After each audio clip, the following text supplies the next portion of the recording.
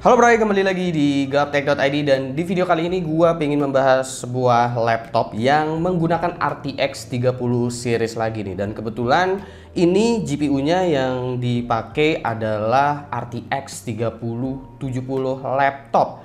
Bukan cuma RTX 3070 laptop aja, tapi laptop yang satu ini punya harga di bawah rata-rata laptop gaming kebanyakan yang menggunakan RTX 3070 juga. Dan laptop yang ada di gua ini adalah Acer Predator Helios 300 dengan kode SKU PH31553. Tanpa perlu basa-basi lagi, mari kita bahas laptop yang satu ini mulai dari desainnya dulu seperti apa. Jadi kalau kita mau bahas desain dari Helios 300, itu sebenarnya belum banyak perubahan desain untuk Helios 300 karena emang ini bisa disebut sebagai refresh upgrade dari generasi sebelumnya. Masih dengan logo Predator beserta list di samping yang punya garis kebiruan, yang menjadi pembeda terbesar dari seri Nitro yang tampil dengan list berwarna merah. Helios ini juga berbeda dengan Triton sebenarnya, karena kalau Helios tuh dia masih agak bulky secara ukuran. Karena dimensinya masih ada di angka 36,3 x 25,5 x 2,3 cm dengan berat 2,2 kg. Jadi ini emang perlu dikompromikan mengingat GPU yang digunakan sama Helios 300 ini juga bisa dibilang high-end. Dan di sini juga Predator bisa dibilang masih cukup konsisten memberikan tampilan sangar pada laptop gaming mereka. Sementara kalau kita lihat laptop gaming lain itu udah mulai tampil kelihatan jauh lebih kalem. Lalu untuk keyboard dan touchpadnya, keyboardnya ini yang didapatkan di sini jenisnya full size. Kalau diperhatiin ini keyboardnya agak tinggi ya, jadi travel distance-nya juga cukup dalam buat yang suka keyboard laptop lebih clicky. Layoutnya juga nggak ada yang dianeh-anehin, urutannya seperti keyboard desktop pada umumnya. Touchpadnya di sini punya list kayak warna chrome gitu. Sebenarnya ini touchpad yang standar aja sih. Rata-rata laptop gaming emang dikemasnya begini karena kebanyakan ditambahin mouse lagi buat main game. Untuk hinge-nya ini bertumpu di bagian bawah laptop sehingga laptop ini juga bisa dibuka dengan satu tangan. Lalu selanjutnya yang mau gue bahas adalah di bagian I/O-nya. Gue cukup impresi sama I/O-nya karena semua USB yang digunakan pada laptop ini adalah USB 3.2, baik itu USB Type A-nya ataupun USB Type C-nya. Akan tetapi untuk USB Type C-nya ini dia belum memiliki Thunderbolt, baik itu Thunderbolt 3 ataupun Thunderbolt 4. Kayaknya Predator di sini mungkin pingin jalur PCIe-nya itu lebih fokus untuk storage dan GPU. Dan untuk kurangnya sih di bagian I/O-nya gua rasa cuma minus card reader aja sih. Nah, untuk display ini menarik menurut gua karena Acer berani kasih layar IPS 300Hz untuk monitornya. Ya meski masih Full HD, tentu ini jadi gimmick yang sangat menarik. Sepertinya refresh rate 300Hz sekarang jauh lebih terjangkau dari resolusi 1440p 144Hz atau 1440p 165Hz. Lalu konfigurasi spek yang digunakan oleh Helios 300 ini apa selain RTX 3070 laptop? Nah, untuk CPU-nya sendiri yang digunakan oleh Helios 300 yang satu ini dia menggunakan Intel Core i7 10870H 8 core 16 thread ya, ini bukan 6 core 12 thread. Abis itu GPU-nya RTX 3070 laptop 8GB GDDR6, RAM 16GB DDR4 2933 MHz, NVMe SSD 512GB, killer Wi-Fi 6 dengan Bluetooth 5.1, include dengan Windows 10 plus Office Home Student. Jadi meskipun CPU yang digunakan oleh laptop ini adalah Intel Core generasi ke-10, akan tetapi Core i7 yang digunakan adalah versi 8 core 16 thread. Bisa dibilang ini seperti Core i9 yang sedikit dipangkas lah secara clock speed. Sehingga cukup berguna juga buat para konten kreator yang emang bakalan memanfaatkan jumlah core dan thread yang emang banyak. Ditambah lagi adanya RTX 3070 laptop yang memiliki 2 kali throughput dari RTX generasi sebelumnya. Itu juga bisa dimanfaatkan buat kalian yang emang punya keperluan productivity yang tinggi ataupun bermain game. Seperti jumlah CUDA core yang terhitung 2 kali lebih besar dan juga encoder yang jauh lebih baik daripada generasi sebelumnya. Selanjutnya adalah opsi upgrade. Gue bisa bilang juga untuk Helios 300 ini opsi upgrade-nya luas banget karena tersedia 2 slot M.2 yang mendukung NVMe, terus masih ada 1 slot SATA lagi. Jadi opsi upgrade untuk storage-nya ini sangat luas di sini. Lalu untuk RAM juga masih bisa di-upgrade lagi kalau emang mau upgrade ke 32GB dual channel. Jadi meski bukan yang paling tipis, tujuan si Acer di sini adalah memberikan opsi upgrade yang benar-benar maksimal. Untuk power adapternya di sini Helios 300 punya daya 230 watt dan untuk baterainya sendiri dia ini bisa bertahan hingga 7 jam dengan profile yang bisa dibilang profile silent lah atau dengan power saving. Tentu nggak seirit Ultrabook karena laptop gaming punya komponen ber-TDP tinggi. Selanjutnya yang gua mau bahas adalah di bagian utilities. Utilities yang digunakan sama Predator itu adalah Predator Sense, dan sebagai sebuah utilities laptop, gue bisa bilang Predator Sense di sini benar-benar luas untuk pengaturan performance-nya. Di sini kita bisa tweak CPU atau GPU-nya dan bisa atur manual juga kecepatan fan speed selain profile power yang udah disediain.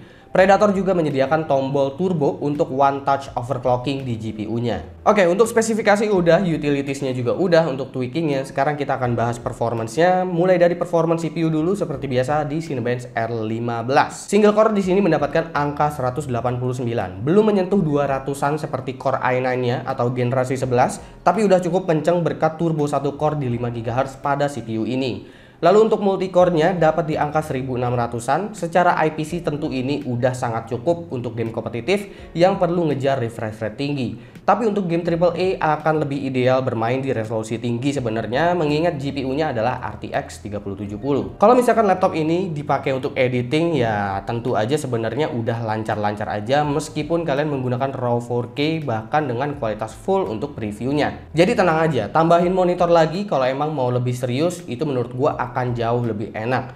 Rendernya pun cepet banget, wajar sih secara CUDA core-nya ini adalah dari RTX 3070. Video 4K 2 menit 29 detik di render ke 4K juga itu beres dalam waktu 1 menit 23 detik aja. Lalu untuk performance GPU-nya untuk RTX 3070 laptop, kebetulan untuk Predator Helios 300 yang satu ini RTX 3070-nya dia udah punya power limit di angka 100 watt.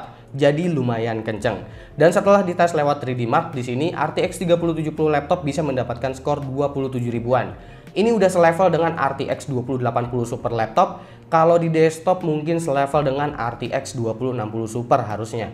Tentu nggak setara RTX 3070 desktop mengingat perbedaan power laptop yang jauh lebih rendah. Kalau diperhatikan seharusnya 3070 laptop ini akan lebih ideal di 1440p kalau emang mau main game. Karena sepertinya untuk 1080p masih akan memberikan beban besar untuk CPU-nya nanti. Kalau gitu kita langsung coba aja untuk pengujian game. Tapi untuk pengujian game kali ini gue nggak masukin untuk game kompetitif seperti game-game e-sport kayak CSGO, kayak gitu-gitu atau Dota. Itu gue nggak masukin karena dengan spesifikasi setinggi ini itu tentunya udah sangat mudah untuk mengejar 144 fps bahkan 240 fps. Mungkin kalau ngejar ke 300 Hz nya itu cuman game CSGO aja, tapi kalau misalkan game e-sport lain mau ngejar 144 Hz di resolusi Full HD itu udah sangat gampang. Nah, game pertama ini adalah Death Stranding. Pada game ini settingnya itu mentok kanan dengan DLSS quality ya.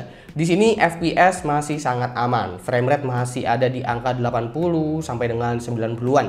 Jadi kalau mau lock di 60 FPS juga itu masih sangat oke, mengingat ini adalah game AAA.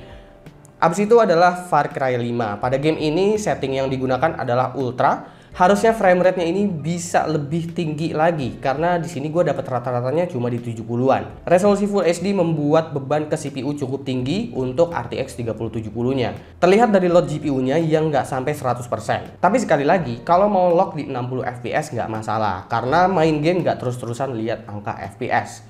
Game selanjutnya adalah Shadow of the Tomb Raider. Pada game ini dengan preset highest, ray tracing juga ultra, dan ini masih bisa dinikmatin untuk ngejar 60 FPS. Mungkin bisa dibilang RTX 3070 laptop adalah GPU RTX mobile yang akhirnya bisa sikat rata kanan untuk game dengan real-time ray tracing. Karena sebelumnya cukup sulit ngejar ray tracing ultra di laptop meski udah menggunakan RTX series. Untuk suhu CPU dan GPU-nya ketika menjalankan game alias CPU dan GPU-nya load barengan ya.